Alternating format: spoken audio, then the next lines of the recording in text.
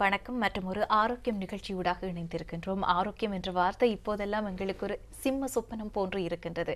நாள்தோறும் நாங்கள் corona virus பற்றியதான பல செய்திகளையும் கேட்டுக்கொண்டிருக்கின்றோம். இந்த கோவிட்-19 பரவ தொடங்கிய காலம் முதலே காலத்துக்கு காலம் எங்களுக்கு கிடைக்கக்கூடிய செய்திகள், தகவல்கள் என்பவை ஒவ்வொரு விதமான அச்ச நிலைக்கு எங்களை தள்ளித்தான் இருக்கின்றன.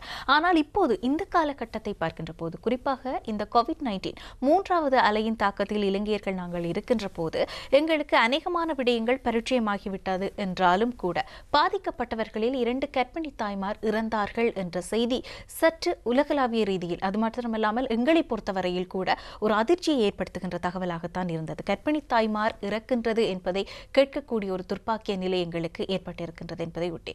ஆகவே இது தொடர்பில் அனைவருக்கும் பல்வேறு சந்தேகங்களும் அச்ச நிலைகளும் கூட இருக்கக்கூடும். அவற்றிற்கெல்லாம் ஒரு தெளிவு கொடுக்கும் வகையில் தான் இன்றைய ஆரோக்கியம் நிகழ்ச்சி இடம்பெற தயாராக இருக்கின்றது. குறிப்பாக இந்த கோவிட்-19 காலப்பகுதியில் கர்ப்பிணி தாய்மார் இந்த நோய் தாக்கத்திற்கு உள்ளானார்களேயானால் அவர்கள் எவ்வாறான விடயங்களை கவனத்தில் கொள்ள வேண்டும் என்பது பற்றியும், இந்த நோய் தாக்கம் பற்றிய இதர பல விடயங்களையும் நாங்கள் இன்றைய தினம் ஆரோக்கியம் நிகழ்ச்சியில் கலந்துரையாட போகின்றோம். இந்த கலந்துரையாடலுக்காக இன்றைய தினம் அதிதியாகங்களோடு இணைந்து கொள்கின்றார் டாக்டர் ஆர் பிரதாபன் அவர்கள். இவர் பெண் நோயியல் மற்றும் மகப்பேற்று வைத்திய நிபுணராக சேவையாற்றிக் கொண்டிருக்கின்றார். இன்றைய தினம் ஆரோக்கியம் நிகழ்ச்சியில் எங்களோடு இணைந்து கொண்டு குறிப்பாக இந்த கோவிட்-19 காலப்பகுதியில் கர்ப்பிணி தாய்மார் பாதிக்கப்படக்கூடிய விதம், அதில் இருந்து அவர்கள் தங்களை தற்காத்துக் கொள்வதற்கு எடுக்க வேண்டிய நடவடிக்கைகள் பற்றியெல்லாம் கலந்துரையாட இருக்கின்றார். வணக்கம் டாக்டர். வணக்கம். ஆமாம், நிகழ்ச்சியில் வரவேற்கின்றேன். ஆமாம் டாக்டர், இன்றைய காலகட்டத்தை பொறுத்தவரையில் நாங்கள் இந்த கோவிட்-19 வைரஸ் தொற்று பற்றி நாள்தோறும் அதனுடைய நிலைவரம் எப்படி இருக்கின்றது, அதன் பாதிப்புகள் எப்படி இருக்கின்றன என்று தேடிக்கொண்டுதான் இருக்கின்றோம். ஆகவே ஒரு வைத்தியராக இந்த கோவிட்-19 வைரஸ் பாதிப்பு, அதுவும் தற்காலத்தில் அதனுடைய நிலைவரம் பற்றியதான் உங்களுடைய பார்வை கருத்து எவ்வாறு இருக்கின்றது? நிச்சயமாக அனைவருக்கும் வணக்கம். இந்த கோவிட்-19 இந்த வைரஸ் இந்த தாக்கம் உலகத்தை உலுக்கி கொண்டிருக்கின்றது. இப்போ ஒரு வருடத்துக்கு மேலாக இது உலுக்கி கொண்டிருக்கும் பொழுது அதிலிருந்து மீள்வது போல் இருந்த ஒரு நிலைமை இருந்த கட்டத்தில் நாங்கள் அடுத்த 3வது அலைக்கு முகம் கொடுக்க வேண்டிய துர்ப்பாக்கிய நிலையில் நாங்கள் இருக்கின்றோம். எனவே இப்பொழுது போன வருடத்தில் நாங்கள் இருந்த நிலையை விட உண்மையை சொல்லப்போனால் மிகவும் ஆபத்தான நிலையில் இப்பொழுது இருக்கணும்ன்றதான் உண்மையான விடம். இதில் 2-3 விடயங்கள். ஏற்கனவே நாங்கள் அது போன வருடம் அது புதுசாக இருந்ததால் அப்போது இருந்த பயம் படிப்படியாக கொஞ்சம் குறைஞ்சி விட்டது. அதுதான் உண்மையாக ஒரு ரீசன் இது திருப்பியும் வர்றதுக்கு. இப்போ மிகவும் பெரும் தொகையான மக்கள் பாதிக்கப்பட்டு கொண்டு இருக்க அது சம்பந்தமான அந்த விழிப்புணர்வு அல்லது அது சம்பந்தமான பயம் இருந்தாலும் அதன் பாரதூர தன்மை பலருக்கும் விளங்கு இல்லை இது. அப்போ இந்த காலகட்டத்தில் நான் சொல்ல வேண்டிய முக்கியமான விஷயம், இந்த கோவிட்-19 வைரஸ் இந்த 3வது அலை மிகவும் உக்கிர தாண்டவம் ஆடுகின்றதான் சொல்லணும். குறிப்பாக எங்களோட நாட்டிலும் மற்ற நாடுகளிலும் இது இடம்பெற்றிருக்கின்றது. எங்களோட நாட்டிலும் இதுக்கான காரணங்கள் என்று சொல்ல போனால், இந்த புதிய திரிபடைந்த வைரஸ் என்ற உள்வரவு, அதாவது இங்கிலாந்திலிருந்து, இந்தியாவிலிருந்து, இவ்வாறு பல்வேறு விதமான நாடுகளிலிருந்து வந்து புதிய திரிபடைந்த வைரஸ் தான் இந்த 3வது அலையை செய்து கொண்டு இருக்கிறது. முக்கியமான விஷயம், இந்த இவ்வாறான புதிய வைரஸ்கள் இதில் இப்போ தாக்கத்தை ஏற்படுத்தினாலும் பழைய வைரஸும் இருக்கத்தான் செய்கிறது. ஆக மொத்தத்தில் எல்லா விதமான வைரஸின் தாக்கமும் இப்போது போய்கொண்டிருக்கின்றது. எங்களுக்கு நாங்கள் இந்த கோவிட்-19 சம்மந்தமான ட்ரீட்மெண்ட் சென்டரில் வேலை செய்கிறபடியாக எனக்கு இது சம்மந்தமாக உள்ளதுக்கு என்ன தெரியும். ஆகவே எங்களுக்கு எல்லா விதமான நோயாளர்களும் வராது. அதாவது சில பேருக்கு மிகவும் கடுமையான தாக்கத்தை ஏற்படுத்தி கடுமையான நோய் அறிகுறியோடு வரவரும் இருக்கிறார்கள். எந்த விதமான நோய் அறிகுறி இல்லாமல் உண்மையிலே ரிசல்ட்ஸ் மாத்திரம் பாசிட்டிவ் என்ற அப்படியானவர்களும் வருகின்றார்கள். அவை 2 விதமான எக்ஸ்ட்ரீம்ஸ் சொல்ல அதை நாங்கள் இப்பொழுது பார்த்து கொண்டு இருக்கிறோம். ஆக மொத்தத்தில் இந்த எண்ணிக்கை மிகவும் பல்மடங்காக கூடியிருக்கின்றதான் முதலாவது விஷயம். இவ்வாறாக நம்பர் கூடைக்க எல்லோருக்கும் விளங்கும். கர்ப்பவதிகள் பாதிக்கப்படக்கூடிய தன்மையும், அதாவது அந்த நம்பரும் கூடும். முதல் 100 பேர் 200 பேர் என்று இருக்கேக்க அதில் ஒரு ஆள் என்று சொன்னால் இப்போ 2500 3000 என்று சொல்லியிருக்கேக்க அதில் எப்படியோ 10 15 20 என்று சொல்லி அந்த எண்ணிக்கை கூடுமென்றது சாதாரணமாக எல்லோராலும் விளங்கப்படக்கூடியது. அந்த வகையில் கர்ப்பிணிகள் இந்த நோய் தாக்கத்துக்குள்ளாகி வருவது அதிகரித்துள்ளது, மிகவும் அதிகரித்துள்ளது, மிகவும் பல்மடங்காக அதிகரித்துள்ளது. ஆகவே இதில் ஒரு குழப்பம் இருக்குது. அப்போ கர்ப்பிணிகள் இந்த நோய்க்கு உள்ளாகிறதுக்கான சந்தர்ப்பம் கூடவா என்று சொல்லி மற்றவர்களைப் போல தான் அவர்களுக்கும் சந்தர்ப்பம் இருக்கிறது. அதில் சில முக்கியமான பல வித்தியாசமான விஷயங்கள் இருக்குது. அது இந்த நிகழ்ச்சியில் நான் சொல்ல இருக்கிறேன். ஆனால் இந்த வைரஸ் குறிப்பிட்டு அந்த கர்ப்பமான பெண்களைத்தான் தேடி தேடி தாக்குகின்றது, அதாவது இந்த புதிய திரிபடைந்த அப்படின்று இல்லை. எல்லோருமே கடுமையாக தாக்கம், அதாவது இது இந்த இன்ஃபெக்டிவிட்டி, அதாவது வந்து இலகுவாக தொட்டக்கூடிய தன்மை இந்த திரிபடைந்த வைரஸில் இருக்குது. அப்போ இப்போ சொல்ல போனால் நாங்கள் அந்த சொல்கிறோம் தானே, சமூக இடைவெளி, மாஸ்க் இப்படிலாம் போட்டு கேட்க பழைய வைரஸால் வர தன்மை ஒரு குறிப்பிட்ட வீதம்னா இது அதை விட கூடுதலாக இருக்கிறது. நான் மாஸ்க் இல்லாமல் இருக்கும்போது வர்ற சந்தர்ப்பம் பழைய வைரஸால் ஒரு உதாரணத்துக்கு சொல்லும் ஒரு வீதம்னா இது சில நேரம் 10 வீதம் அப்படி வரும்.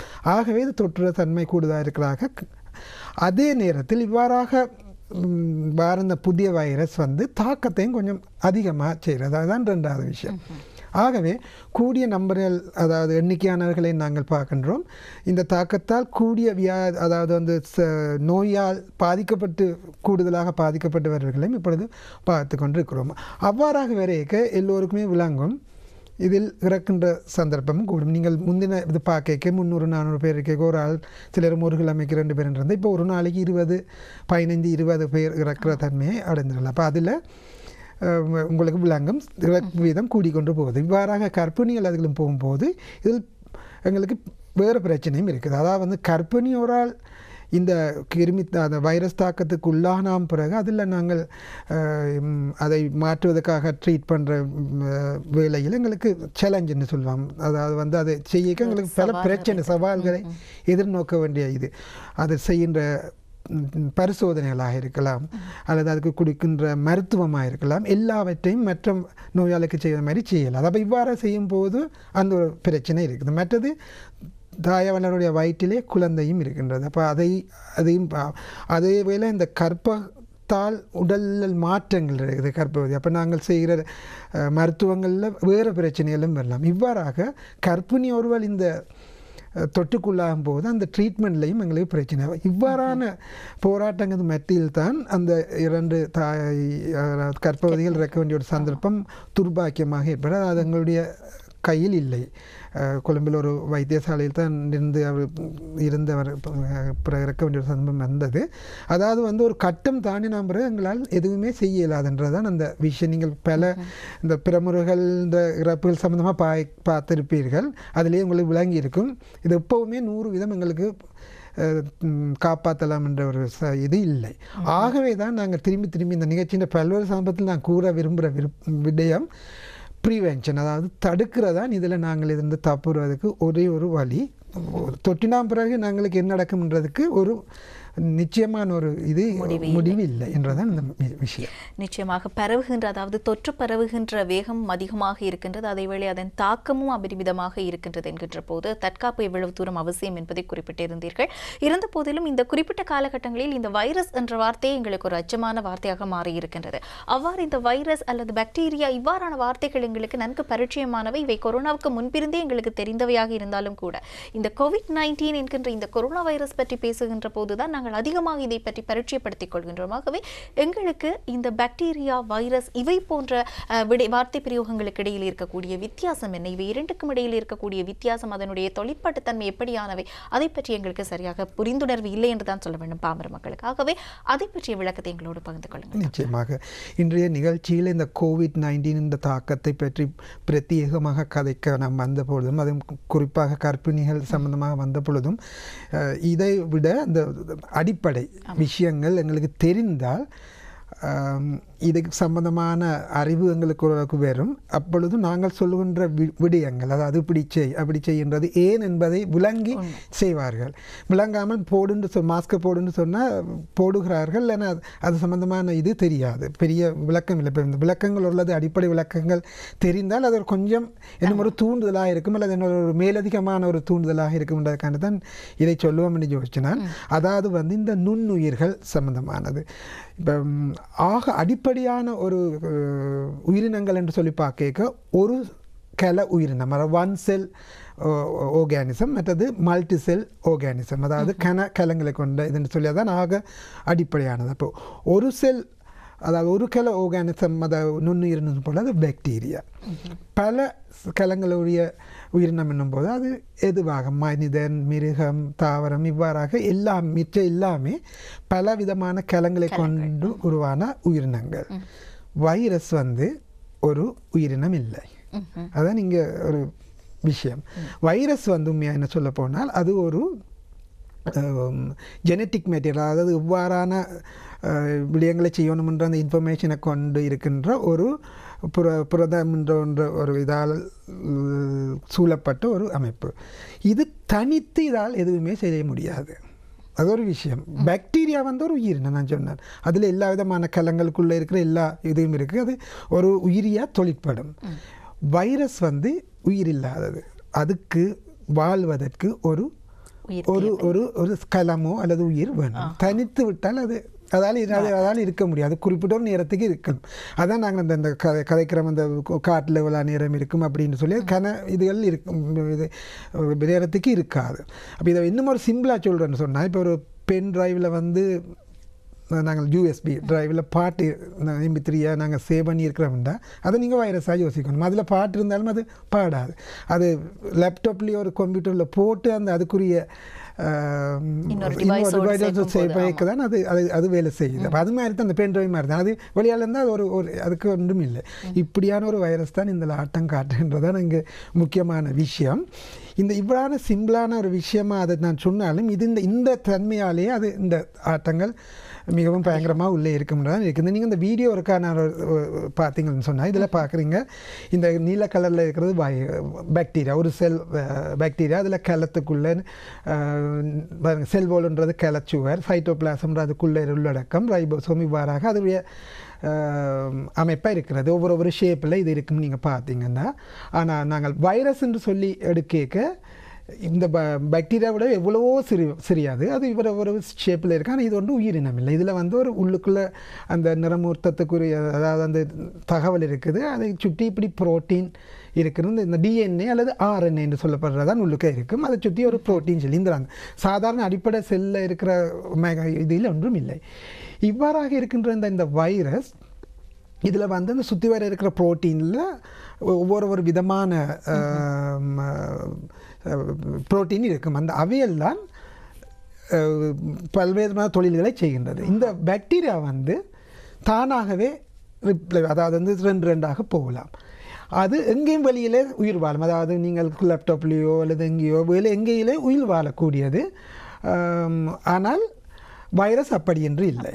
இப்போ வைரஸ் ஒரு உடலுக்குள்ளே போய்க்க கிழங்களுக்கு இடையில் தான் அது வாழும். அது பெரிய அதோட பாதிப்புகளை ஏற்படுத்தும். ஆனால் வைரஸ் வந்து களத்துக்குள்ளே போய்த்தான் அதனுடைய பாதிப்புகளை ஏற்படுத்தும். மற்ற இன்னொரு விஷயம் இதில் நாங்கள் சொல்ல வேணும். அந்த பாக்டீரியான்னு எடுக்க அநேகமான பாக்டீரியாக்கள் எங்களுக்கு தீங்கு செய்கிற பாக்டீரியான்னு இல்லை. உதாரணத்துக்கு எடுத்துக்கொண்டு எங்களோட உடம்புலேயே பல்வேறு விதமான பாக்டீரியாக்கள் இருக்குது. எங்களோட தோலில் இருக்குது. இப்போ இதுலேயே என்னுடைய தோல்லையே இவ்வளோ பாக்டீரியா இருக்குது. முகத்தில் இருக்குது, வாயில் இருக்குது, குடலில் இருக்குது, எங்களோட சகல தொகுதியிலுமே பாக்டீரியா இருக்குது. இதை சொல்கிறது எங்களுக்கு உதவி செய்கிற பாக்டீரியா, கொமன் செல்ஸ் என்று சொல்லுவாங்க. அப்போ இந்த பாக்டீரியா தான் அந்த ஆபத்தான பாக்டீரியாக்கள் வரும்போது அதனை எதிர்த்து போராடி எங்களுக்கு உதவி செய்து கொண்டு இருக்கிறது. அப்போவே இந்த பாக்டீரியா எங்களோட வாழ்க்கையில் எங்களோட உடம்புல ஒரு அங்கமாக்கும், அதாவது ஒரு முக்கியமான பங்கு வகிக்குது. அது நல்ல பாக்டீரியா. ஆனால் கூடாத பாக்டீரியா என்றும் இருக்கின்றது. அவையில் எங்களுடைய உடம்புக்குள்ளே ஒவ்வொரு விதமாக வரைக்கும் தான் பிரச்சனை கொடுக்கும். மற்றது எல்லா பாக்டீரியாவும் ஒரே இடத்துக்கு போகும் என்று இல்லை. சிலது உணவு கால்வாய் தொகுதி, சிலது தொகுதி, சிலது தோல், இவ்வாறாக இருக்கும். ஆனால் இந்த வைரஸ் வந்து இவ்வாறாக நன்மையான வைரஸ் என்று எதுவுமே இல்லை. எல்லா வைரஸுமே தீங்கான வைரஸ் தான். இதால் எங்களுக்கு எந்த விதமான நன்மையும் இல்லை. மற்றது இது வந்து நான் ஏற்கனவே சொன்ன மாதிரி செல்லுக்குள்ளே போய்த்தான் இது பெருகி இது செல்லுக்குள்ளே போய் என்ன செய்யும்னு சொன்னால், அதாவது எங்களோட ஒரு உதாரணத்துக்கு எங்களோட ஒரு ஏதாவது உடம்பு தொழில் ஒரு செல்லை போனால் அந்த செல்லுக்குள்ளே அந்த இன்ஃபர்மேஷனை போட்டு தான் உள்ளுக்க பெருகும். அப்போ அந்த செல்லுக்குள்ளே தான் பெரிய அது என்னும் செல்லுகளை தாக்கும். அதே நேரம் இந்த பெருகிறதுக்கு உதவி செய்தது அல்லது அதுக்கு தெரியாமல் உதவி செய்த அந்த செல் அழிஞ்சு போகும். அப்போ எங்களை உடம்புல அந்த செல்லையும் அழித்து தானும் பெரிய பேராபத்தை செல்கிறதான் இந்த வைரஸ். அப்போ உங்களுக்கு விளங்கும், இந்த சின்னனாக இருந்தாலும் இவ்வளவு சின்னதாக மிக பயங்கரமான பாதிப்பை ஏற்படுத்தலாம்ன்றதான் இந்த விஷயம். அடுத்த ஒரு விஷயம், இந்த பாக்டீரியாவை நாங்கள் அழிக்கிறதுக்கு எங்களுக்கு ஆன்டிபயோட்டிக் இருக்குது. சரிதானே? அதாவது வந்து இது உயிர் வாழ் உயிரினம், அதுக்குரிய இதில் வெவ்வேறு இடங்களில் அட்டாக் பண்ண இது வைரஸ் இது உயிர் இல்லைன்னு சொன்னனே, இப்படியானதுன்னு சொன்னால் அதுக்கு வைரஸ் என்று சொல்லி மிக சொற்பமான இதுகள்லாம் இருக்குது. அநேகமான சந்தர்ப்பங்களில் எங்களோட உடம்பு தான் அதன் நோய் எதிர்ப்பு சக்தியால் இந்த வைரஸ் அழிக்க வேண்டியது இதுதான் இருக்குது. உதாரணத்துக்கு நீங்கள் பல இருக்கலாம். காமன் கோல்டுன்னு சொல்ல தடிமன், இந்த சில டயரியா வருது, ஃபுட் பாய்சனிங், அதே மாணவ வைரஸால் தான் அநேகமானது வைரஸால் தான் ஏற்படுகிறது. தடிமன் என்று சொல்கிறது அநேகமானது வைரஸ். ஆனால் உங்களுக்கு தெரியும் தடிமன் வருது மாறி போகிறது என்ற எங்களோட உடம்பு. அதுக்கு நாங்கள் ஆன்டிபயோட்டிக் சில நேரம் குடிக்கிறது என்றால் இந்த வைரஸ் வந்து எங்களோட உடம்புன்ற நிற்பிட எதிர்ப்பு சக்தி சில நேரம் குறைவாக இருக்கிறதால வேறு பாக்டீரியா வந்து கூடாத பாக்டீரியா வந்து ஏதாவது பிரச்சனை உண்மையாக ஆன்டிபயோட்டிக் கொடுக்குறது. மற்றும்படி வைரஸை அழிப்பதற்கு ஆன்டிபயோட்டிக் இல்லை. ஆன்டிபயோட்டிக் என்பது பாக்டீரியாவுக்கு மாத்திரம்தான். வைரஸுக்குன்றது ஆன்டிவைரல் ட்ரக்ஸ் இருக்கிற சிலதுகள் தான். அதை நாங்கள் பார்க்குறது மிக மிக குறைவு. ஆகவே இவ்வாறாகத்தான் இந்த பாக்டீரியா வைரஸ்ன்றது அடிப்படை தத்துவம் அமைகின்றது. ஆமாம், இப்போது புரிகின்றது. நீங்கள் வர முன் காப்பது எவ்வளவு தூரம் உசிதம் என்று சொன்னீர்கள் என்பதன் ஏன் என்ற அந்த கேள்விக்கு எங்களுக்கு இப்போது பதில் இருக்கின்ற தினம் நாங்கள் டாக்டர் ஆர் பிரதாபன் அவர்களோடு தான் கலந்துரையாடி கொண்டிருக்கின்றோம். குறிப்பாக இந்த COVID-19 காலப்பகுதியில் கர்ப்பிணி தாய்மார் 2 இறந்தார்கள் என்றதன் பிற்பாடு அவர்கள் பற்றியதான விஷய சிரத்தை அவசியம் என்ற அடிப்படையில் இன்றைய நிகழ்ச்சியை நாங்கள் நடத்தி கொண்டு செல்கின்றோம். ஆகவே இதற்கு முன்பு நான் வைரஸ் பாக்டீரியா பற்றி கேட்டிருந்த போது நீங்கள் வைரஸ் பற்றி கொடுத்த விளக்கத்தை அப்படி நாங்கள் பிரதிர்ச்சி செய்து பார்த்தால் இந்த COVID-19 வைரஸ் இதனுடைய தன்மை எவ்வாறு இருக்கின்றது? இந்த COVID-19 வைரஸ் என்பது எந்த வகையில் இவ்வளவு தூரம் ஒட்டுமொத்த உலகத்தையும் தாக்கம் செலுத்தக்கூடிய ஒன்றாக இருக்கின்றது என்றால் அதனுடைய தன்மைகள் எவ்வாறு அமைந்திருக்கின்றன? இந்த வைரஸ் ஏதாவது வந்து இது உண்மையாக சொல்ல போனால் ஒரு அடிப்படை விளக்கம் கொடுக்குற ஒரு விரிவுரை மாதிரி கூட அமையலாம். ஒரு சின்ன விஷயம்தான். ஆனால் இது நான் காட்டுறதுக்கு ஏன் விளங்குற யோசிச்சேன்னு சொன்னால் இது வந்து ஒரு இன்ட்ரெஸ்டிங்காக இருக்கும் பார்க்குறாங்களுக்கு. அப்போ அது பார்க்க ஒவ்வொரு முறையும் அந்த பயம் வரைக்கும் இந்த மாதிரியான வீடியோ கூட ஞாபகத்தில் வரும். நான் இப்படி போய்க்கும் இந்த வைரஸ் இதில் எங்கேயும் நிற்கும். ஏன்னா இந்த கண்ணுக்கு அதாவது வந்து இந்த ஒரு வைரஸுன்ற சைஸ் எப்படின்னு சொன்னால் நம்முடைய தலைமையில் எடுத்து அதுண்ட 1000 ஒன்று தான் அந்த சைஸ்னா யோசிச்சு பாருங்கள். இவ்வளோ சின்ன அப்போ கண்ணுக்கு எப்படியுமே தெரியாது.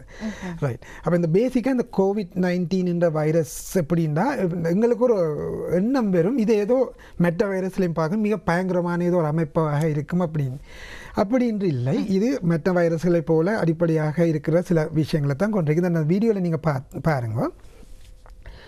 இதில் இந்த வைரஸில் வந்து இந்த வெளியால் இருக்கிறதா இந்த ப்ரோட்டீன் என்று சொல்கிறோம், இந்த ஸ்பைக் ப்ரோட்டீன் என்று சொல்லி இருக்கிறோம். அந்த உள்ளுக்கு அந்த டிசைனாக இருக்கிறதா அந்த RNA என்று சொல்லப்படுறது. இந்த வெளியால் நீங்கள் அந்த பிங்க் கலரில் பார்க்குறீங்க தானே, அதுதான் அந்த ஸ்பைக் ப்ரோட்டீன் என்று சொல்லி சொல்கிறோம். இந்த ப்ரோட்டீன் இந்த இதுதான் உண்மையாக எங்களோட மனிதனுடைய செல்லில் போய் என்ன உள்ளுக்கு போய் அது இந்த கோர தாண்டவத்தை காட்டுறதுக்கு அது உள்ளுக்கு உள்ளதுக்கு அந்த எங்கள் மனிதனுடைய செல்லில் நுழைகிறதுக்கு இணைகிற பகுதி இந்த ஸ்பைக் புரோட்டீன் இந்த பிங்க் கலர். அது எவ்வாறாக செய்கிறதுன்றதை பற்றி அடுத்த விடயத்தில் பார்ப்போம். இப்போது இந்த வைரஸை நாங்கள் பார்த்திருக்கின்றோம், அதனுடைய தொழிற்பாடு எப்படி இருக்கும், அது உடலுக்குள் சென்று எப்படி மாற்றத்தை ஏற்படுத்துகின்றது, அதே நான் ஒரு வீடியோ மூலமாகவே நான் காட்டுறேன் பாருங்க. இப்போ இந்த நீங்கள் ஏற்கனவே பார்த்த இந்த வைரஸ் தான் இந்த எங்கள் உடலுக்குள்ளே போய்விட்டது. அந்த பிங்க் கலர் ஸ்பைக் புரோட்டீன் எங்களோட செல்லில் இருக்கிற ஒரு ரிசெப்டர் என்று சொல்கிறோம். அது உண்மையாக அந்த ரிசெப்டர்ன்ற வேலை வேறு வேலை. ஆனால் இது அந்த குறிப்பிட்ட ரிசெப்டரை போய் கண்டு அதோடு இணைஞ்சு விட்டது. இப்படி இணைஞ்சு விட்ட உடனே நடக்கும் இந்த வைரஸ் அந்த செல்லுக்குள்ளே பாருங்க உள்ளுக்க போகுது. இப்போ இந்த செல்லுக்குள்ளே வந்துட்டு அந்த கிளத்துக்குள்ளே போய் அந்த கிளத்தில் அது தானாக அந்த தெனக்காக செய்கிற வேலைக்குள்ளே இது தான் ஒரு தகவலை கொடுத்து தனக்கு தேவையான வேலையை வாங்கி தான் பெறுகின்றது. அவங்க பார்த்தீங்கன்னா இந்த பல்வேறு விதமான அந்த புரோட்டீன் தனக்கு தேவையான எல்லாத்தையும் அந்த கிளத்திலிருந்தே பெற்றுக்கொள்வதுன்னா அதை தொழிற்பட வைக்கணும். அந்த செல் எங்களோட செல்லே அந்த வைரஸை உருவாக்கி அது இங்கே பல்வேறு அதாவது மிகவும் நூற்றுக்கணக்கான வைரஸ் அதில் இருந்து எங்களோட ஒவ்வொரு செல்லிருந்து வெளியேறும். பார்த்தீங்கன்னு சொன்னால் அந்த எங்களோட செல் அப்பாவியான அந்த எங்களோட உடம்பு இந்த வைரஸையும் பெருக்க வைத்து தானும் அதால் அழிய போகுது. அங்கால அதுதான் அந்த இது. இப்போ பார்த்தீங்கன்னா ஒரு வைரஸ் போய் உள்ளுக்கு 100 கணக்கான வைரஸ் ஒரு செல்லில் இருந்தே வரலாம். அப்போ பாருங்க, அப்போ இவ்வளவு வைரஸ் உடம்புல இருப்பான். இவ்வாறாக வரைக்கும் அங்கே தான் நோய் வருகிறது. என்ன நடக்குன்னு சொன்னால் இப்போ உதாரணத்துக்கு இந்த வைரஸ் நான் சொன்னேன் தானே, எல்லா வைரஸும் எல்லா உடம்புன்ற பகுதியும் தாக்காது. உதாரணத்துக்கு இந்த கொரோனா வைரஸ் வாயில் போயிடுச்சுன்னு சொன்னால் துவாச பாதைக்கு போகாமல் வாய்க்குள்ளே போச்சுன்னா அது இந்த அசிட்டுக்கும் அங்கே வயிற்றுக்குள்ளே அசிட் எல்லாம் இருக்குது, அதுலேயே அது அழிந்து போயிடும். அப்போ வயிற்றுலேயோ இதுலேயும் எந்த விதமான பாதிப்பும் இல்லை. இப்போ நோவோ வைரஸ்ன்ற ஒன்று இருக்குது, அது வந்து வயிற்றுக்குள்ளே போனால் தாக்கு பிடிச்சி அதில் அதான் இந்த ஃபுட் பாய்சனிங், அது அந்த டயரியான்னு சொல்லி வர 100க்கு அதிகமானதே வைரஸ் தான். நாங்கள் போய் எங்கேயாவது தேவையில்லாத சாப்பாடு சாப்பிட்டு அதால் ஏதாவது பாதிப்பு வந்து எங்களுக்கு டைரியான்னு சொல்லுதானே வயிற்றுப்போய் அதில் அநேகமானது கொலரான்னு சொல்லி அதெல்லாம் சரியான பாக்டீரியா அது குறைவு எல்லாமே வைரஸ். அப்போ அந்த வைரஸ் இதில் அழியாது. அவ்வாறாக இந்த வைரஸ் மிகவும் குறிப்பாக அந்த சுவாச தொகுதிக்குள்ளே தான் போகுது. அப்போ அங்கே போனால் தான் இது இப்போ தோலில் இருந்தாக்க பிரச்சனை இல்லை. இப்போ நாங்கள் கையை கழுவுன்னு சொல்கிறோம், கையில் வைரஸ் இருந்து கையில் வந்து எங்களுக்கு தோல்வியாதி ஏற்படுத்தும்னு இல்லை. இந்த கையை நாங்கள் கொண்டு மூக்குக்கு போகும்போது அந்த வைரஸ் மூக்குக்குள்ளே போயிடும்ன்றக்கான தான் கையை கழுவுற அல்லது குளிக்கிறேன்னு சொல்கிறோம். எங்கள் உடம்புல வேறு எந்த பகுதியிலும் எந்த விதமான பாதிப்பும் இந்த வைரஸ் ஏற்படாதாகவே சுவாச கொலை. இப்போ உங்களுக்கு ஒரு நம்பிக்கை வரணும், சுவாச பாதைக்குள்ளே போகிறத நாங்கள் தடுத்தாலே காணும். அதுக்காக இந்த நாங்கள் செய்கிற எல்லாமே கடைசியாக சுவாச பாதைக்கு போகாமல் போகிறதுக்கு தான், வேறு வேறு இடங்கள்லேருந்து போகாமல் நாங்கள் தடுக்கிறதுக்கு தான் இந்த காரணம். அப்போ நாங்கள் அப்போ அந்த விஷயம் என்னென்னு சொன்னால், இது உள்ளுக்க போய் இந்த இப்படி பெருக்கங்களை செய்ய எங்களோட உடம்புல வந்து இது இந்த வைரஸை கண்டுபிடிக்கும். எங்களோட வெண் குருதி சிறு அணிக்கைகள் கண்டுடனே இது புறப்பொருள் என்று தெரிஞ்சு அதுக்கு எதிரான நிற்புடன், அதாவது எதிர்த்தாக்கங்களை போராட்டம் தொடங்கும். அப்போ அட்டாக் பண்ணி அந்த வைரஸ் எல்லாத்தையும் வலிக்கிடும். அப்போ வலிக்கிட அந்த அதுக்காக வர அந்த தாக்கங்கள், அதாவது அந்த வைரஸோடு ஏற்படுற போராட்டத்தால் எங்களோட உடம்புண்ட பகுதிகளும் சில நேரம் அழியும். அதாவது ஒரு போரில் பல்வேறு விதமானவர்கள் அழிகிற போர்க்களமாக மாறும். அவ்வாறாக இந்த வைரஸ் இது வந்து மிகவும் பயங்கரமாக பெருகி போகிறதாலையும் அந்த வைரஸின் தாக்கத்தால் எங்களோட உடம்பில் ஏற்படுகின்ற நிகழ்ச்சிகள், அதாவது வந்து அந்த இதை அழிப்பதற்காக நடக்கின்ற அந்த விடயங்கள்லையும் எங்களோட உடம்பு வந்து பாதிக்கப்படும். அதாவது வந்து லங்ஸ், அதாவது நுரையீரல் அழிவடைய தொடங்கும். அதில் நீர் தேங்க தொடங்கும். ஏன்னா அந்த நடக்கிற போராட்டத்தில் வர சைடு, அதாவது வந்து விளைவுகள், அதால் இந்த சுவாசம், அதாவது எங்களோட நுரையீரல் அதன் வேலையை செயல் குலைக்க போகுது தான் எங்களுக்கு அந்த ஆக்சிஜன். அப்போ எங்களுக்கு ஆக்சிஜன் மிக மிக முக்கியம். என்ற எங்கள் நுரையிலிருந்து எடுக்கப்படுற ஆக்சிஜனால் தான் எங்களோட முழு கிழங்களுமே வேலை செய்யுது. அதே மாதிரி எங்களோட உடலில் உருவாகிற கார்பன் டை ஆக்சைடு போன்ற நச்சு பதார்த்தங்கள் இதால் போகிறதால தான் இந்த ஒரு எங்களோட நாங்கள் உயிர் வாழ்ந்துருக்கோம். அப்போ இதே ஒரு முக்கியமான பாதிப்பை ஏற்படுத்திக்க அந்த ஆக்சிஜன் அப்போ மற்ற கலங்கள் பாதிக்கப்பட போகுது. அப்போ ஆக மொத்தத்தில் இந்த ஆக்சிஜன் காணாத பிரச்சனை, இந்த வைரஸ் இந்த தாக்கத்தால் உடம்பில் ஏற்படுற பிரச்சனை, இதால் லங்ஸ் மாத்திரம் இல்லாமல் மற்ற அவயவங்களும் செயலுக்க தொடங்கும். அந்த ஆக சீரியஸான கட்டம் வரைக்கும். ஏன்னா வைரஸ் போய் தாக்கின்றி இல்லை, இந்த வைரஸ் இதுக்கான போராட்டத்தில் ஏற்படுற பல்வேறு விதமான உடலியல் விளைவுகளால் மற்ற அவயங்களும் பாதிக்கப்பட்டு கடைசியாக இப்படி இறப்பு ஏற்படுறது சும்மா லங்ஸ் மாத்திரம் என்று இல்லை. இவ்வாறாக பல்வேறுமான பிரச்சனைகளால் தான் இது வந்து இறப்புகள் ஏற்படுகின்றது. ஆகவே இந்த வைரஸ் வந்து ஒரு நுரையீரலுக்குள்ளே போன பிறகு எவ்வாறான விளைவில் ஏற்படுகின்றது உலகத்துக்கு உங்களுக்கு விளங்கி இருக்கு. ஆமாம், நிச்சயமாக. அதையும் தாண்டி நாங்கள் இப்போது கொரோனா வைரஸினுடைய பாதிப்பு என்பதை நாங்கள் ஒரு வருடத்துக்கு மேலாக கேட்டு தெரிந்து கொண்டுதான் இருக்கின்றோம். ஆனாலும் உடலுக்குள் சென்று இது எவ்வாறான ஒரு தாக்கத்தை ஏற்படுத்துகின்றது, அதன் பின்னர் அதனுடைய தொழிற்பாடு எப்படி இருக்கின்றது, இதுவரை பார்த்திருக்கின்றோம். இன்றைய காலகட்டங்களில் எங்களுக்கு தெரியக்கூடிய விடயங்கள் எங்களுக்கு சோகத்தையும் அச்சத்தையும் ஏற்படுத்துகின்றன என்றால் அதில் முக்கியமான ஒரு விடயம் கர்ப்பிணி தாய்மாருக்கு ஏற்படக்கூடிய தொற்று. இந்த தொற்று என்பதை நாங்கள் சாதாரணமாக எடுத்துக்கொண்டு சென்றாலும் அவர்களுக்கு மனதைரிய ஊட்டி இந்த நோய் தொற்றில் இருந்து பல்லாயிரக்கணக்கான மக்கள், பல லட்சக்கணக்கான மக்கள் மீண்டுதான் வந்து கொண்டிருக்கிறார்கள். ஆகவே அச்ச நிலைக்கு எதுவும் இல்லை என்று சொன்னாலும் நாங்கள் அவ்வாறு வராமல் தடுப்பதற்கும், நோய் தொற்று ஏற்பட்டுவிட்டால் அது எங்களுக்கு தீவிரமான நிலையை எட்டாமல் இருப்பதற்கும் தேவையான விழிப்புணர்வை பெற்றுக்கொள்ள வேண்டும் என்பதும் அவசியமாக இருக்கின்றது. ஆகவே அதனால் தான் இந்த கேள்வியை நான் நிச்சயமாக கேட்க வேண்டும் என்று நினைத்தேன். டாக்டர், இந்த கர்ப்ப காலத்தில் எவ்வாறான பாதிப்புகள் தனிப்பட்ட முறையில் இவர்களுக்கு இந்த COVID-19 வைரஸினால் ஏற்படுகின்றது, அதை பற்றி நாங்கள் பேசலாம். இந்த நிகழ்ச்சியில் ஒரு முக்கியமான பகுதி COVID-19 இந்த இன்ஃபெக்ஷனால் வர அறிகுறிகளை பற்றி நான் இதில் சொல்வதற்கு மிக பெரிதாக தேவையில்லைன்னு நினைக்கிறேன். இது எல்லாருக்குமே தெரியும், சிறுபிள்ளைக்கு கூட தெரியும். இதில் கர்ப்பவதிகள் எடுக்கும்போது அவர்களுக்கு வர அறிகுறி வேறுபட்டிருக்கும் என்று இல்லை. அதே மாதிரியான அறிகுறிகள் தான். காய்ச்சல், தொண்டை அலர்ச்சி, சில நேரம் மூக்கால நீர் வடிதல் அல்லது தடிமன் மாதிரியான சிம்டம்ஸ், மற்றது உடம்பு நோ, இவ்வாறான அதாவது அறிகுறிகள் வரலாம். சில பேருக்கு எந்த விதமான அறிகுறியுமே இல்லை. இங்கே தான் ஒரு முக்கியமான விஷயம். இப்போ அவருக்கு எந்த விதமான அறிகுறியும் இல்லை, ஒன்றும் இல்லைன்னு சொல்லி இருந்து பாசிட்டிவ்னு வந்தால் நீங்கள் அதை பற்றி பெருசாக பயப்பட தேவையில்லை. ஏன்னா அறிகுறி இல்லைன்றது அந்த அர்த்தம் அந்த உடம்புல மிக பயங்கரமான போராட்டம் ஒன்றும் இல்லை. அதாவது உடம்பு பாதிக்க தான் அறிகுறி வரும். ஆகவே ஏன் நான் இந்த விஷயம் இந்த முக்கியமாக சொல்லணுமே, இப்போ எத்தனையோ பேர் பாதிக்கப்பட்டிருக்கிறாள், அவர்கள் கன பேருக்கு இது ஒரு உதவியாக இருக்கும். வீட்டிலையோ அல்லது எங்கேயோ இடத்துல பாசிட்டிவ் ஆகி அது இன்ஃபெக்ஷன் ஆகி இவர் தொடர்பில் இருந்து வந்து டெஸ்ட் செய்யக்க பாசிட்டிவ், அந்த பர்டிகுலர் ஒரு குறிப்பிட்ட நாள் பாசிட்டிவ், ஆனால் அவருக்கு ஒன்றுமே இல்லை. ஆனால் அதை விட்டு நாங்கள் ஒரு அதாவது வந்து அதை பற்றி நாங்கள் கடுமையாக கவலைப்பட தேவையில்லை. எனக்கு சிம்டம் இல்லைன்னு சொன்னால் நான் இன்ஃபெக்ஷன் எனக்கு வந்து இதெல்லாம் பெருசாக பாதிக்கப்படையில்லைன்ற ஒரு நம்பிக்கை ஏற்படுது. ஆனால் நாங்கள் அதுக்குரிய நாங்கள் அவரை பார்க்க வேண்டும், அவரை எவ்வாறு இருக்கிறார்னு செய்ய வேண்டிய விஷயங்கள் செய்யத்தான் வேணும். ஆனால் நம்பிக்கையாக இருக்கலாம், எனக்கு பெரிய பிரச்சனை இல்லை என்று சொல்லி ஆனால் விளங்குதானே. ஆனால் பெரிய இந்த சிம்டம்ஸ் என்று சொல்லி வாரது ஒவ்வொரு ஆளுக்கால் வேறுபடும். சில நேரம் சில பேருக்கு அந்த குறிப்பிட்ட ஒரு அறிகுறி வரும். ஆனாலும் இந்த வைரஸ் உள்ளுக்கே போய் ஆக குறைந்தது ஒரு 10 தொடங்கி 14 நாளைக்கு பிறகுதான் இந்த அறிகுறி தென்படும். ஆகவே அறிகுறி இல்லை என்று சொன்னதுக்காக நாங்கள் கூடுதலான நம்பிக்கையும் இருக்க முடியாது. மற்றது இந்த கர்ப்பவதிகள் நான் சொல்லிக்க இது இதுக்கு நான் ஏற்கனவே சொன்னதான் இதில் சிக்கல்கள் இருக்க அவருக்கு இன்ஃபெக்ஷன் வரைக்க ஆனபடியாக அவளுக்கு நான் அறிவுரையாக சொல்ல வேண்டியது, இந்த இவ்வாறான தொடர்பில் இருந்து விட்டேன் அல்லது என்னோட கிட்ட இருந்த ஒரு ஆளுக்கு இந்த அறிகுறி வந்ததோ அல்லது அவர் பாசிட்டிவ் ஆகிவிட்டார்னு சொன்னால் எனக்கு தொற்றி இருக்கலாம் என்றதை யோசிக்க வேணும். அப்போ அதுக்கு எனக்கு தொட்டி இருக்கலாம்னு சொல்லி அதுக்குரிய நடவடிக்கை, அதாவது வைத்தியருடைய ஆலோசனை எடுத்து டெஸ்ட் செய்து பார்த்து செய்ய. ஏன் நான் சொல்கிறேன்னு சொன்னால் இது அவருக்கு இருக்குன்ற சொல்லி ஏலியா, அதாவது முன்கூட்டியே நாங்கள் அதாவது தொடக்க கால அந்த நிலையிலே நாங்கள் அறிஞ்சோம் என்று சொன்னால் அவருக்கான மருத்துவ இதை கொடுக்கும் பொழுது அது கூடுதலான நன்மையாக்கு இருக்கும். அப்போ அதை பார்த்து கொண்டிருந்து அந்த நோய் முற்றினாம் பிறகுதான் வரப்போகிறான்னு சொல்லி சொன்னால் வைத்தியசாலைக்கு அதை நாங்கள் ட்ரீட் பண்ணல சிக்கல் இருக்கும். ஆகவே அறிகுறிகள் தென்படும் இடத்து இதை பற்றி பயப்பட வேண்டாம் தான் சொல்லணும். வேண்டாம் இதை அங்கே கொண்டே போட்டு விடுவார்கள் அப்படி இப்படின்னு சொல்லி, அதாவது வந்து சிறு குழந்தைகள் ஊசிக்கு பயப்படுற மாதிரி தான் அதுக்காண்டின்னு சொல்லியே சில பேர் பிரச்சனை எல்லாம் மாறும். ஆகவே இப்போ உங்களை எல்லோருக்குமே தெரியும், அதாவது வந்து இது ஒரு பொதுவான விஷயமா போயிட்டுது.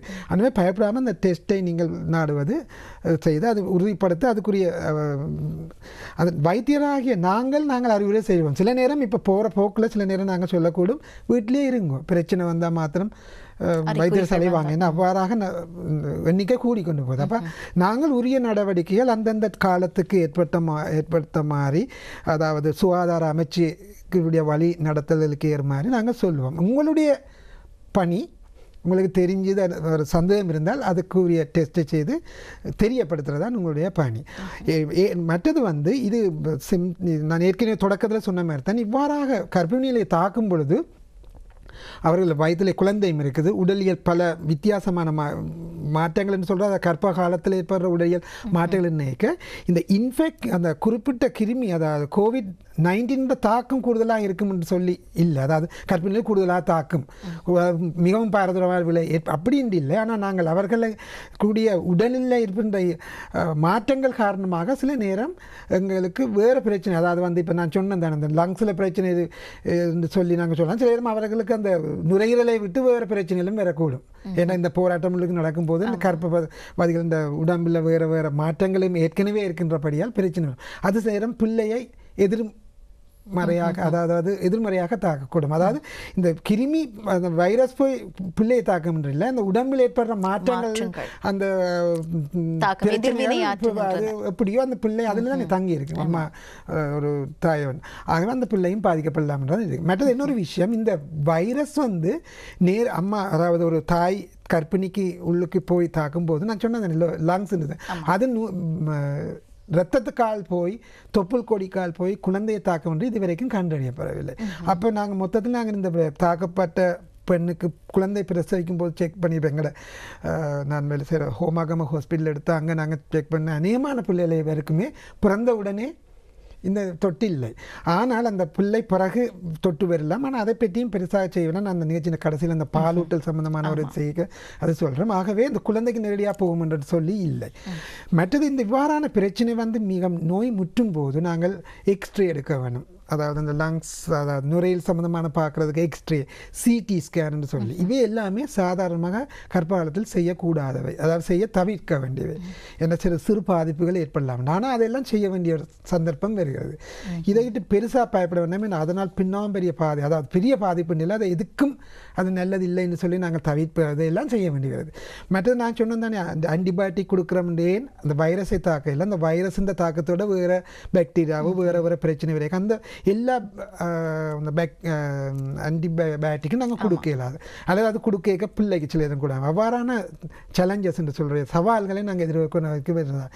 ஆக மொத்தத்தில் இது ஏற்படாத மாதிரி தடுக்கிறது தான் முக்கியம்ன்றது இதில் இன்னொரு தடவை நான் அதை சொல்ல விரும்புகின்றேன். ஆகவே கர்ப்பிணிகளில் இவ்வாறான பிரச்சனைகள் தான், அதாவது வந்து அவர்களை நாங்கள் சிகிச்சை அளிக்கும் போது எங்களுக்கு பிரச்சனைகள் ஏற்படுறதால எங்களுக்கு சில கட்டுப்பாடுகள் இருக்கிறதாக முழுமையான சிகிச்சைகளை முழுமையான விதத்தில் செய்வதில் எங்களுக்கு சிக்கல்கள் இருக்கின்றது என்பதுதான் சொல்ல வேண்டிய கட்டத்தில் இருக்கிறேன். நிச்சயமாக நீங்கள் குறிப்பிட்ட பதிலை நீங்கள் கூறுகின்ற போதுதான் எனக்கு இன்னொரு கேள்வி எழுந்தது மனதுக்குள். நீங்கள் குறிப்பிட்டிருந்தீர்கள் கர்ப்ப காலத்தின் போது அவர்களுடைய உடலில் ஏலவே சில மாற்றங்கள் ஏற்பட்டிருக்கும். குறிப்பாக கர்ப்ப காலங்களின் போது சிலருக்கு இரத்த கொதிப்பு ஏற்படுவது அல்லது நீரிழிவு நோய், அந்த காலகட்டத்தில் நீரிழிவு ஏற்படுவது, இவ்வாறான நிலைகள் எல்லாம் இருந்து கொண்டிருக்கும் போது ஒரு மேலதிகமான ஒரு பிரச்சனையாக நீரிழிவு இருக்கிற ஒரு பெண் இருக்க ஏற்கனவே நீங்க எல்லாரும் பார்த்திருப்பீங்க எத்தனையோ நிகழ்ச்சியில், அது ஒரு ரிஸ்க் ஃபேக்டர்ஸ். அப்ப இது வந்து இன்னும் அந்த நிலையை தீவிரப்படுத்தி. ஆகவே இவ்வாறான காலகட்டத்தில் கர்ப்பத்தில் இருக்கக்கூடிய அந்த குழந்தைக்கு பிறந்ததன் பிற்பாடு நாங்கள் நோயிலிருந்து அந்த தாயை மீட்டு விட்டோமே ஆனாலும் கூட எதிர்காலத்தில் அந்த குழந்தைக்கு ஏதேனும் பாதிப்புகள் ஏற்படுவதற்கு வாய்ப்பு இருக்கின்றதா? அது பற்றிய ஏதும் ஆய்வுகள், அவ்வாறான முடிவுகள் எதுவும் உங்களுக்கு தெரியும்? COVID-19 வைரஸை பற்றி நாங்கள் காய்ச்சி கொண்டிருக்க பல்வேறு விடயங்கள் சம்பந்தமான முழுமையான அறிவு இல்லை என்றால் இது வந்து ஒரு விடம் தான்.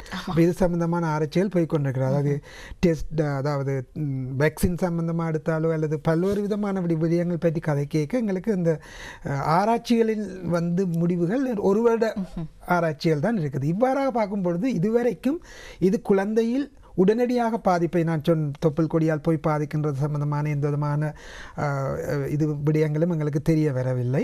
இது பிற்காலத்தில் என்ன ஏற்படுத்தும் என்பதை என்னால் சொல்ல முடியாது. ஏன்னா ஆராய்ச்சிகளை நாங்கள் பொறுத்திருந்து பார்க்கணும். ஆனால் தியரட்டிக்கல் என்று சொல்வார்கள் தானே, அதாவது வந்து இந்த வைரஸ் இந்த தாக்கங்களை வச்சு பார்க்கும்போது பெரும் பாதிப்புகள் பின்னுக்கு வரும் என்று சொல்லி நான் நம்பவில்லை. உதாரணத்துக்கு இப்போ ருபெல்லா வைரஸ் எடுத்தால் அது குழந்தையின் அவயவங்களை எல்லாம் பாதித்து ஏற்படுத்தும். அதான் அந்த ருபெல்லா வேக்சின் போடுவோம் என்று சொல்கிறோம். அப்போ அது ஒரு வைரஸ் பாரு. அப்போ அது வந்து பாதிக்க ஏற்படுத்தும். அது தெரியும். நேரடியாகவே தொப்புள் கொடியால் போய் அது குறிப்பாக குழந்தையின் இதயம் பல்வேறு பகுதிகளை பார்த்து ஒரு அப்நார்மலான, அதாவது அசாதாரணமான ஒரு குழந்தையை பிரசிக்கும் தெரியும். இவ்வாறான தாக்கங்கள் ஏற்படும் என்று இந்த குறிப்பிட்ட வைரஸிலிருந்து இல்லை, இதுவரை அறியப்படவில்லை என்ற விஷயம். ஆகவே அடுத்ததாக நாங்கள் இந்த பிரசவத்தின் பின்னர் தாய் பால் ஊட்ட வேண்டிய நிலையில் இருக்கின்ற போது அவர்களுக்கு அந்த தாய்ப்பால் ஊட்டக்கூடிய தாய்மாருக்கு இவ்வாறான வைரஸ் தொற்று இருந்தாலோ அல்லது அவர்களுக்கு குணப்படுத்திய பிற்பாடு பால் ஊட்டுவதில் ஏதேனும் சிக்கல்கள் அல்லது பிரச்சனைகள் அதன் போது கவனிக்க வேண்டிய விடயங்கள் என்று ஏதேனும் இருக்கின்றது? அதையும் நிச்சயமாக. அதாவது வந்து COVID-19 பாதிக்கப்பட்ட ஒரு தாய் பிறந்த குழந்தைக்கு பால் ஊட்டுதல் என்பது சம்பந்தமாக எந்த விதமான பிரச்சனையும் இல்லை என்பதை நீங்கள் மனதில் எடுக்க வேண்டும். இந்த பால் கொடுக்கும் போது, அதாவது பாலால் போகாது, அதாவது பால் மூலமாக இந்த தொட்டு போகாது, அதாவது தொப்புள் கொடியால் குழந்தைக்குள்ளே போகாதுன்ற மாதிரி இந்த பால் மூலமாக போகாது என்று சொல்லியும் அறியப்பட்டிருக்கிறது. ஆகவே பால் மூலமாக போகாதுன்ற விஷயத்தை நீங்கள் கவனிக்க வேண்டும். அப்போ எப்படி போகலாம்? அந்த தொட்டேற்பட்ட தாயினுடைய அதாவது மூச்சிலிருந்து போகலாம், மற்றவர்களுக்கு போகிற மாதிரி. இப்படி பார்க்கும்போது அந்த பால் ஊட்டுவதால் வருகின்ற நன்மைகள் ஒப்பிடும்போது இப்படி ஒன்று நடந்தால் கூட பெரிய பிரச்சனை என்று தான் சொல்லணும். ஆகவே உரிய முற்காப்பு நடவடிக்கைகளை எடுத்துக்கொண்டு குழந்தைகளுக்கு பால் ஊட்ட வேண்டும் என்பதான் அந்த விஷயம். அதுதான் விஷயம். அப்போ அப்படி அதாவது வந்து பிள்ளைய வேறாக வச்சு அதாவது செயற்கை பால் ஊட்ட வேண்டும் என்றெல்லாம் இல்லவே இல்லை. ஆகவே நாங்கள் அதை நாங்கள் எப்பவுமே சொல்லுகிற விஷயம். அப்போ எவ்வாறான அந்த முக்கியமான அந்த முற்காப்பு இதை செய்யணும் என்ற ஒரு வீடியோ மூலமாக பார்த்தா கொஞ்சம் கூட விளக்கமாக இருக்கும்னு நினைக்கிறேன். இவ்வாறான பால் ஊட்டுகின்ற தாய்மார்கள்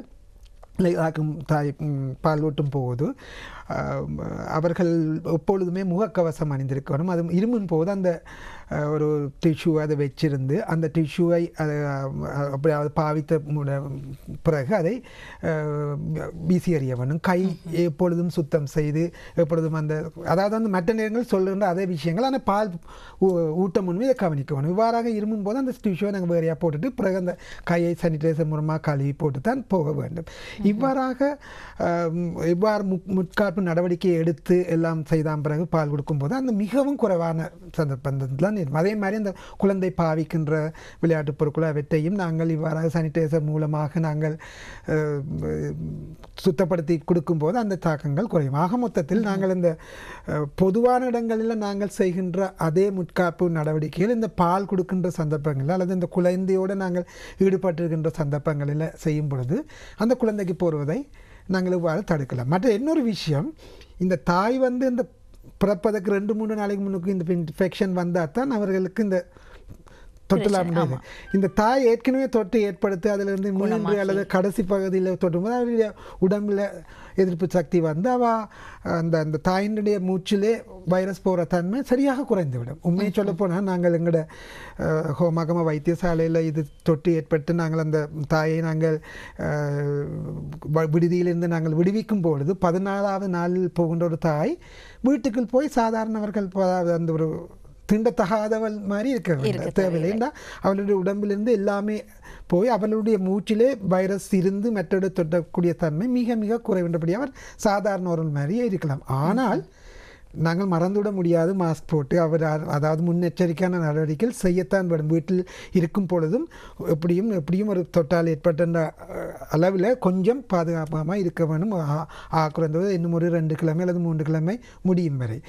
ஆகவே இவ்வாறான முன்காப்பு நடவடிக்கை எடுக்கும்போது இந்த குழந்தைக்கு தொற்று தன்மை மிகவும் அரிதாகவே இருக்கும். இன்றைய தினம் COVID-19 வைரஸ் தாக்கத்தில் இருந்து எங்களை நாங்கள் தற்பாதுகாத்துக் கொள்வதற்கு தெரிந்திருக்க வேண்டிய விடயங்கள், கூடவே கர்ப்பிணி தாய்மார் அவர்களுடைய அந்த கர்ப்பகாலத்தின் போது இந்த தொற்றில் இருந்து அவர்கள் தவிர்த்து கொள்வதற்கு தங்களுக்கு எடுத்துக்கொள்ள வேண்டிய நடவடிக்கைகள் பற்றியெல்லாம் பல விடயங்களையும் பேசிக் கொண்டிருக்கின்றோம். இதில் தற்காப்பு நடவடிக்கைகள் என்பதில் மிக முக்கியமான விடயம் தடுப்பூசி என்றால், இந்த தடுப்பூசிகளை கர்ப்பகாலத்தில் இருக்கக்கூடியவர்களுக்கு நாங்கள் ஏற்ற முடியுமா, இது எவ்வளவு தூரம் உசிதமானது என்பது பற்றிய ஒரு பேச்சும் இப்போது இடம்பெற்றுக் கொண்டுதான் இருக்கின்றது. ஆகவே அந்த அடிப்படையில் முதலில் நாங்கள் தடுப்பூசிகள் பற்றி பேசிவிட்டால் மேலதிகமாக பல விடயங்களை நாங்கள் பேசக்கூடியதாக இருக்கும். தடுப்பூசி என்பதனுடைய அந்த பயன்பாடு, அதுவும் ஒரு வைரஸ் தொற்றுக்கு தடுப்பூசி என்பது எவ்வளவு தூரம் பயன்படுகின்றது, அதை பற்றிய உங்களுடைய கருத்தை பகிர்ந்து கொள்ளுங்கள் டாக்டர்.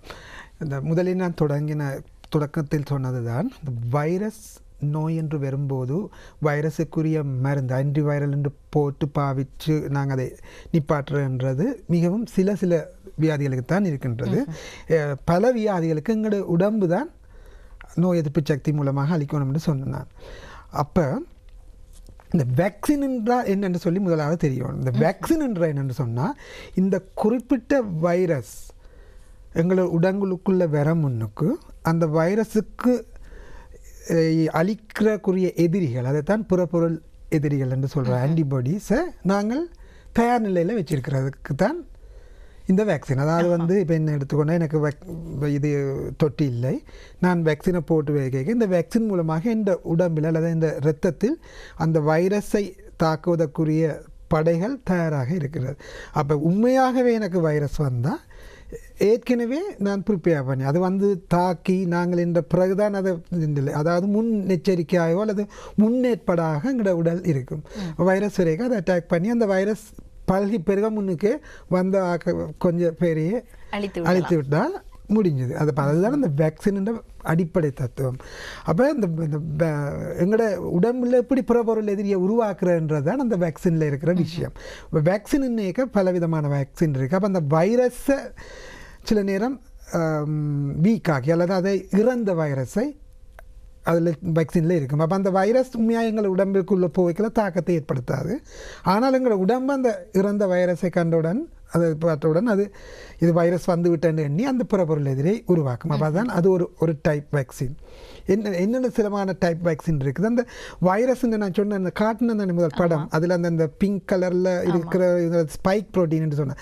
அதாவது அந்த வைரஸுன்ற அந்த பொடியில் இருக்கிற ஒரு குறிப்பிட்ட பகுதி தானே போய் எங்களோட உடம்புல ஒட்டி அதை செய்யுது. அப்போ அதுதான் அந்த சென்சிட்டிவான பகுதின்னு சொல்லலாம். அப்போ அந்த பகுதியை மாத்திரம் நாங்கள் இன்ஜெக்ட் பண்ணினா அப்போ அதுதான் எங்களோட செல்லுக்கு தெரியுமா, செல்லில் போய் அது செய்ய அது சிக்கிது வைரஸ். உண்மையான வைரஸ் இல்லை. அப்போ அதில் பதிஞ்ச உடனே அதால் பாதிப்பு இல்லை. ஆனால் எங்களோட உடம்புல செல்ஸ் எல்லாம் உடனே அது யோசிக்கும் வைரஸ் வந்துட்டுன்னு சொல்லி புறப்பொருள் எதிரிகளை உருவாக்கும். ஆகவே இந்த வேக்சின் எங்களுக்கு பாதிப்புகளை வைரஸினுடைய பாதிப்பை ஏற்படுத்தாமல் வைரஸ் போன்று ஒரு என்னென்று சொல்கிறது போலியான ஒரு இது நிலவரத்தை ஏற்படுத்தி எங்களோட புறப்பொருளை எதிர்தான். அப்போ இங்கே ஒரு கேள்வி வரலாம். இந்த கனவேர் இந்த வேக்சின் காய்ச்சல் வருது தானே, வேக்சின் கொடுத்தோன்னா காய்ச்சல் உடம்புன்னு. அதுக்கான காரணம் என்னென்னா இந்த இதுதான். அதாவது இந்த போலியான இந்த ஒரு வேக்சினில் இருக்கிற அந்த புரோட்டீன் போய் எங்களோட உடம்புல செய்ய எங்களோட உடம்பு அதுக்குரிய ஆயுதங்களை செய்யும் தானே, புறப்பொருள்களை உருவாக்கும் தானே. அந்த உருவாக்கைக்கு ஏற்படுகின்ற சில உடலியல் மாற்றங்களால் தான் இந்த காய்ச்சல் வரும். இந்த காய்ச்சலும் இந்த உடம்பில் வர நோவையும் COVID-19 வைரஸில் வர அந்த காய்ச்சலோடு ஒப்பிடக்கூடாது. சில பேருக்கு பயம், வேக்சின் போட்டு இந்த காய்ச்சல் வரைக்கும் இது எதுவும் சில நேரம் எதுவும் பிளவிட்டு எங்களுக்கு வேக்சினில் எதுவும் எங்களுக்கு கோவிட்டே வந்துட்டோன்னு சொல்லி ஒரு பயம். அவ்வாறாக நிச்சயமாக வராது. அப்போ இது 2வது டைம். முதலாவது வீக்கெண்ட் வைரஸ் என்று சொல்கிறது, அடுத்தது இந்த ஸ்பைக் ப்ரோட்டீன். இன்னொன்று இருக்குது இன்னும் கூடிய தொழில்நுட்பம். நான் சொன்னேன் அந்த வைரஸ் இந்த உள்ளுக்குள்ளே அந்த ஜெனட்டிக் இன்ஃபர்மேஷன் mRNA RNA என்று சொல்லி சொன்னேன். அந்த mRNA தான் இந்த வைரஸில் இருக்குது. அந்த mRNA வேக்சினில் போட்டு கொடுக்க அந்த mRNA செய்யும்னு சொன்னால் ஒரு விதமாக எங்களோட செல்லில் போய் அந்த ஸ்பைக் ப்ரோட்டீனை மாத்திரம் உருவாக்கும். வைரஸ் சைடில் ஸ்பைக் ப்ரோட்டீன் மாத்திரம் உருவாக்குற அந்த mRNA அனுப்பினோடனே அந்த ஸ்பைக் ப்ரோட்டீன் உருவான உடனே அது போய் செல்லில் ஒட்டுற மூலமாக எங்களை உடல் சிக்கும் வைரஸ் வந்துட்டு அந்த புறப்பொருள் ஆன்டிபாடிஸை உருவாக்கும். அது இவ்வாறாகத்தான் வைரஸ் இருக்குது. இந்த mRNA கொண்டு செய்த வேக்சின் தான் இந்த ஃபைசர் என்ற அமெரிக்கன் இது. மற்றது இந்த வீக்கெண்ட் அதாவது செயலிழக்கப்பட்ட வைரஸில் இருந்து உருவானது இந்த சைனோபாம் இப்பொழுது நாங்கள் போடப்படுகிறது. அப்போ இப்படி பார்த்தீங்கன்னா இந்த சைனோபாம் வேக்சின் விலை குறைவு, அது ஃப்ரிட்ஜில் வச்சுட்டு அப்படியான பிரச்சனைகள் இல்லை. ஏனென்றால் அது வீக்கெண்ட் வைரஸ் தானே. அப்போ அதுக்கான பெரிய ஸ்பெஷல் இதுகள் தேவையில்லை. அதாவது விலையும் குறைவு. mRNA வைரஸின் போது கொஞ்சம் கூடின இது, அதை வச்சிருக்கிறது -70 வேணும். இவ்வாறாக அது இந்த விலையும் கூட. இப்போ ப்ராக்டிக்கல் அதாவது எங்களுக்கு எவ்வாறாக வாங்கி பாவிக்கணும் போது எங்களுக்கு சிக்கல், அதாவது எங்களை 3ஆம் உலக நாடுகளுக்கு இது ஒரு பெரிய பிரச்சனை தான். அது இவ்வாறான வெவ்வேறான வைரஸ். அப்போ இதனுடைய எவ்வாறாக இது வேலை செய்யும், இதுண்ட சக்ஸஸ் வர இது எவ்வளோ இதுன்னு சொல்லி பார்க்க பெரிய வித்தியாசம் இல்லை. எல்லாமே 90 95 அவ்வாறாகத்தான் இருக்கு. என்றாலும் இது சம்பந்தமான 100 விதமான இதுகள் பார்ப்பதற்கு எங்களுக்கு காலம், அதாவது தான் பதில் சொல்ல, அதாவது ஆராய்ச்சிகள் போய் கொண்டிருக்கின்றது. அதன் முடிவில் தான் அப்போ இந்த வேக்சின் போட்டால் வெறுமா வராதுன்ற சமயம் நிச்சயமாக எவருமே கூறுகிறார்கள். ஏன்னா அந்த ஆராய்ச்சியில் இன்னும் இல்லை. இப்போதைக்கு 3-4 மாதத்துக்கு வராது என்று சொல்ல. ஏன்னா நாங்கள் இப்போ தான் உண்மையை சொல்லப்போனால் நாங்களும் அந்த ஆராய்ச்சியில் ஒரு பங்கமாகத்தான் இருக்கின்றோம். அப்போ இது எதிர்காலத்தில் எப்பவுமே வராதுன்றது சில நேரம் 1 வருடம் 2 வருடம் போனால் பிறகு இப்போ 2023 சம்பந்தமான கூடுதலான விளக்கங்கள் சொல்லாமல் இப்போ இவ்வாறாக வெறுமான்னு சொல்லி நிச்சயமாக இப்போதைக்கு சொல்ல முடியாது. நாங்கள் அனுமானிக்கலாம். இப்படி நாங்கள் பார்க்கும்பொழுது தான் நியமாக ஒரு இடத்தை வராது அல்ல அப்படின்னு சொல்லி அனுமானிக்கிறோம். அது சம்பந்தமான முடிவுகளும் இன்னும் வரவில்லை என்பதுதான் இது. அடுத்தது இந்த வேக்சின் கர்ப்பவதிகளுக்கு போடலாமான்னு சொல்லி இப்பொழுது எங்களுடைய சுகாதார அமைச்சினால் எதுவும் அது சுற்று நிருபமாக வரவில்லை. ஆனால் அண்மையில் நடந்த ஒரு கலந்துரையாடல் நாங்கள் இது சம்பந்தமாக எங்களுடைய ஸ்ரீலங்கா காலேஜ் ஆஃப் ஒப்ஸ்டெட்ரிஷியன், அதாவது இந்த மாப்பேட்டு பெண்ணோயில் வைத்திய சங்கம் என்று சொல்லியிருக்கு. அதன் தலைவர் குறிப்பாக இது சம்பந்தமாக சொல்லியிருக்கிறார். ஏன்னு சொன்னால் இங்கிலாந்து, அமெரிக்கா போன்ற நாடுகளில் கர்ப்பிணி தாய்மார்களுக்கு இது கொடுக்கலாம் என்று சொல்லி அவர்கள் அனுமதித்திருக்கிறார்கள். ஏனென்று சொன்னால் இந்த வைரஸால் வார இந்த மிக பயங்கர பாதிப்பு இந்த வேக்சின் கொடுப்பதால் வரலாம் என்று சொல்லி நாங்கள் சந்தேகிக்கிற இதில் ஒப்பிட்டு பார்க்கும்போது நன்மைகள் தான் கூடுதலாக இருக்கின்றது, தீன்மைகள் இல்லை என்று சொல்லி கண்டறியப்பட்டிருக்கிறதால இப்போ அது குறிப்பாக எங்களோட நாட்டில் இப்போ இருக்கிற நிலவரத்தை நாங்கள் வச்சு பார்க்கும்போது இந்த வேக்சினை எடுக்கலாம் என்று சொல்லித்தான் இப்போ நாங்கள் பரிந்துரைக்கப்பட இருக்கின்றது. நான் நிச்சயமாக முற்றுமுழுதாக இந்த நிகழ்ச்சியில் இப்போ சொல்ல முடியாது என்றால் அந்த சுற்று நிருபம் இன்னும் வரவில்லை. ஆனால் இது தங்களுடைய பகுதிகளில் வேக்சின் கொடுத்து கொண்டிருக்க நான் எடுக்கலாமா என்று யோசிக்கும் பொழுது அந்த தாயானவள் நிலவரத்தை பார்த்து, அதாவது அவர்களுடைய அந்த குறிப்பிட்ட பகுதியில் இவ்வாறாக தாக்கம் இருக்கிறது, எனக்கு பயம், பட் அவருடைய சுற்றாடல், அவருடைய வாழ்க்கை முறை, எல்லோரும் ஒரே விதமான வீடுகளில் இருப்பதில்லை, எல்லோருக்கும் ஒரே விதமான பண வசதி இருப்பதில்லை. அவர்கள் சில குறிப்பிட்ட குடும்பங்களுக்கு நெருக்கமாக இருப்பார்கள். அப்போ அவர்களுக்கு வரக்கூடிய சந்தர்ப்பம் கூட, பெரிய பெரிய வீடுகள் இருப்பவர்கள் சில நேரம் சந்தர்ப்பம் குறைவு. ஆகவே இவ்வாறாக தங்களை பார்த்து எங்களுக்கு இந்த ரிஸ்க் கூட, அதாவது இது கூட என்று சொல்லும்போது அவர்கள் போய் அந்த வேக்சினை எடுக்கலாம் என்று சொல்லித்தான் நான் உண்மையில் நினைக்கின்றேன். இதுவும் நான் ஏற்கனவே, அதாவது வருமுன் காப்பதுடன் மிக வருமுன், அதாவது அந்த மாஸ்க் போடுதல், கைகழுதல், மற்றது சோஷியல் டிஸ்டன்சிங் சொல்கிற அது அடுத்த ஒரு கட்டம் தான், மிக முக்கியமான கட்டம் தான் இந்த வேக்சின் என்றது. எல்லாமே வருமுன் காப்பதற்காக நாங்கள் செய்கின்ற நடவடிக்கைகளாக இருக்கின்றது.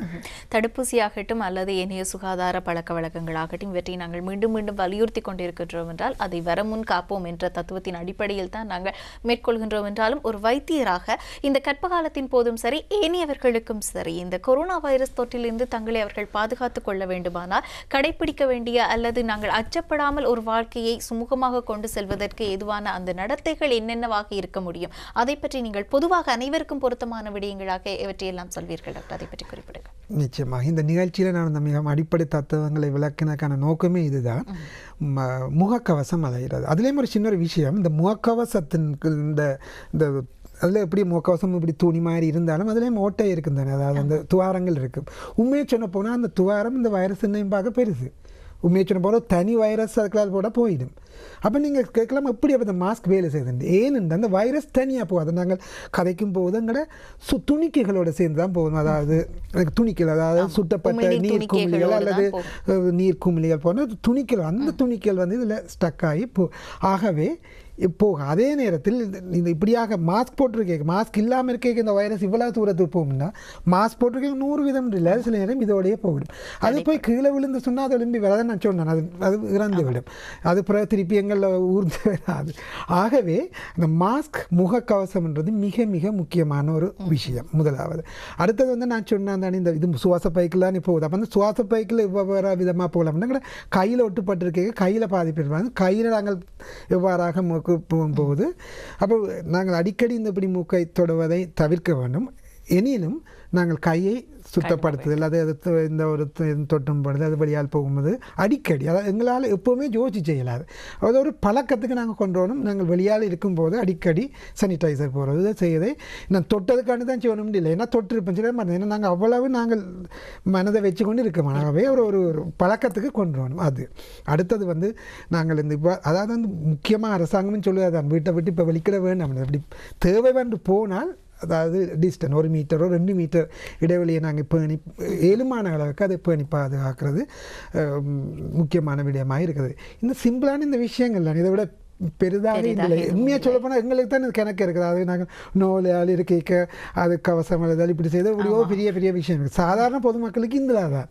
ஆனால் இதுக்கு நாங்கள் உண்மையாக பின்னிக்கக்கூடாது. இதை செய்தோம்னு சொன்னால் எங்களை பாதுகாக்கிற அதே வேலை நாங்கள் பாதுகாக்கிறதால எங்களை பாதுகாக்கிறோம், மெட்டாக்களையும் பாதுகாக்கிறோம். இப்போ என்ன ஒரு ஆளுக்கு இந்த கிருமி தாக்கம் வேற வைரஸ் தாக்கம் நானும் பாதுகாக்கப்பட்டு மெட்டாக்களுக்கும் அதை கொடுக்குறேன். ஆகவே எங்களை பாதுகாக்கிறது எங்களுக்கும் மற்றவர்களுக்கும் என்பதை சுயநலத்தோட மிகப்பெரிய பொதுநலம் இருக்கின்றதையும் நாங்கள் மனதில் வச்சு கொண்டால் இதிலிருந்து நாங்கள் மீளலாம் என்றதை நாங்கள் நம்பிக்கையோடு பார்த்துக்கொள்ளலாம். அழகாக குறிப்பிட்டிருந்தீர்கள். சுயநலத்துடன் கூடிய மிகப்பெரிய பொதுநலன் ஒன்று இதில் அடங்கி இருக்கின்றது. நாங்கள் ஒவ்வொருவரும் எங்களை பாதுகாத்துக் கொள்கின்ற போது மற்றவர்களுக்கு அந்த தாக்கம் ஏற்படாமல் தவிர்ப்பவர்களாகவும் இருக்கின்றோம். வீண் சுமையாக மற்றவர்களை நாங்கள் தொந்தரவு செய்யாதவர்களாகவும். உண்மைதான், இன்றைய காலகட்டத்தில் மக்களால் செய்யக்கூடிய மிகப்பெரிய பொது சேவை என்றால் நிச்சயமாக இந்த சுகாதார பழக்க வழக்கங்களை பின்பற்றிக் கொண்டு அரசாங்கம் விடுக்கக்கூடிய அறிவுறுத்தல்களுக்கு அமைய நடந்து கொள்வதாகத்தான் இருக்குமாகவே எங்களோடு இணைந்து கொண்டு இன்றைய தினம் நாங்கள் ஆரோக்கியத்தில் மிக முக்கியமாக இந்த COVID-19 காலப்பகுதியில் கர்ப்பிணி தாய்மார் இவ்வாறான விடயங்களை கவனத்தில் கொள்ள வேண்டும். அவர்களுக்கு இந்த வைரஸ் ஆனது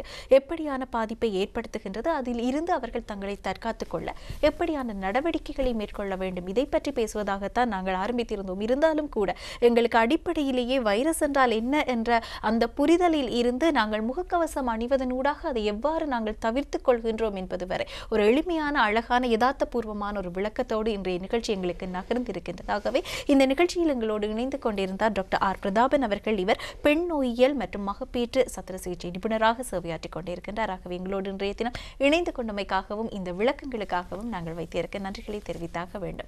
மனப்பூர்வமான நன்றிகள் டாக்டர். நன்றி.